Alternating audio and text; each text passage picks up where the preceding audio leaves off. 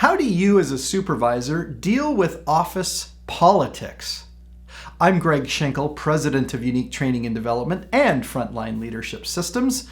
And today, let's talk about office politics, or shop floor politics if it's happening on the floor, and what you can do as a supervisor or even as an individual employee so that you don't get embroiled in all the politics.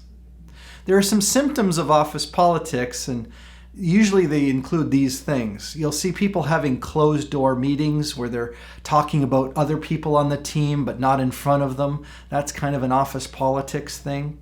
You'll have people have very cynical attitudes, and cynicism, if you're not sure about the definition, is just where I assume as an individual that what you're doing is for some nefarious or not pure motive. So cynical is saying that, oh, they just did that because of this. And it almost becomes like a high school in a way where people are gossiping about each other and they're very cynical about one another's motives. So those would be the symptoms of office politics. But what do you do to rise above the fray? Or if you're in a more senior role, what can you do to start eliminating this sense of politics? Well, I've got a few things that you can do. One is you could avoid taking part. I know this is difficult because if politics is really embedded in your organization, it's kind of the way things get done, you kind of feel this need to be on the inside so that you have the inside scoop on what's going on. But you could also just decide that you're not going to take part. So when somebody wants to keep gossiping with you about another person behind closed doors, maybe you say, you know what, I think it would be better if we just brought this up in a meeting so that we could resolve it. Or I think so-and-so might actually surprise you by changing some of the things that are concerning to you. So you can take part actively in not taking part.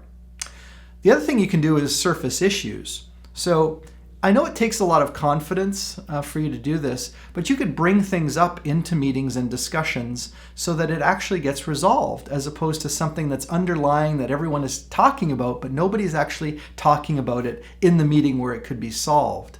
So be a person who can tactfully raise and surface issues and say, hey, I just noticed something. We spend a lot of time talking about this outside our meeting, but we never actually talk about the solution here inside the meeting. And just see if that helps open up the conversation and maybe diminishes the office politics a bit. Now, if you're in a leadership role, which I know you probably are if you're watching the video, but if you're a manager, an executive, or even at the supervisor's level, and you know this kind of political thing is going on, there's a few things that you could do. You could get to the root cause. So the root cause of politics is often in one of these areas. It could have to do with trust. Do the people on the team trust each other enough so that they can actually have frank conversations, direct to one another, instead of having to have all these sidebar conversations? Is the communication on the team good? Are people keeping each other in the loop? Are they calling each other when things are not going well and celebrating and coming along to support one another? Is there good team development? Does the group actually hang together as a team? There's so many resources that we offer and others do to help teams become stronger.